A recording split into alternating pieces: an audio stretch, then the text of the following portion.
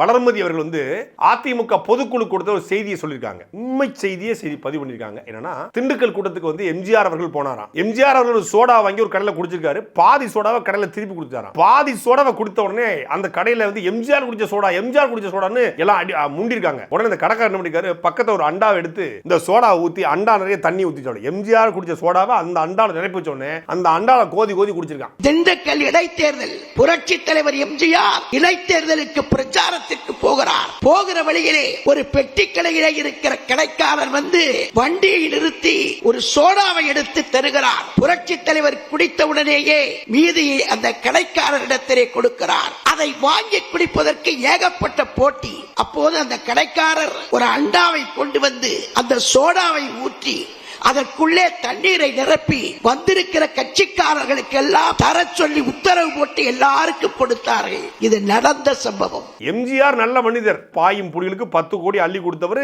மிகச்சிறந்த கொடைவள்ளல், மாற்று கருத்து இல்ல. ஆனா எம்ஜிஆர் சோடாவை கலக்கி குடிக்க சொல்லல. ஆனா எம்ஜிஆர் குடிச்ச சோடான்னு சொல்லி ஒரு கும்பல் 1973 காலகட்டத்திலே குடிச்சிருக்கான். அன்னைக்கு எம்ஜிஆர் ஒரு ரசிகரா இருந்தவன் தான் இன்னைக்கு தமிழ்நாட்டில் பல சட்டமன்றத்தில் உருவாகி இந்த ஆத்துக்குள்ள திருமக்குள போடலாம். அவன் அந்த ஆள் தான். அதே மாதிரி இன்னைக்கு நான் என் தளபதியை கொள்கை தேவையில்லை, கோட்பாடு தேவையில்லை, அவன் கவினுக்கு பேச வேண்டாம், திருப்பரங்குன்றத்துக்கு பேச வேண்டாம், எதுவும் பண்ணா என் தளபதியை தொட்டா போதும், தளபதியை பார்த்தா லவ் யூ சொல்லுவேன்னு சொன்னல. அதே கும்பல் நாளைக்கு எம்எல்ஏ வானா என்ன ஆகும்?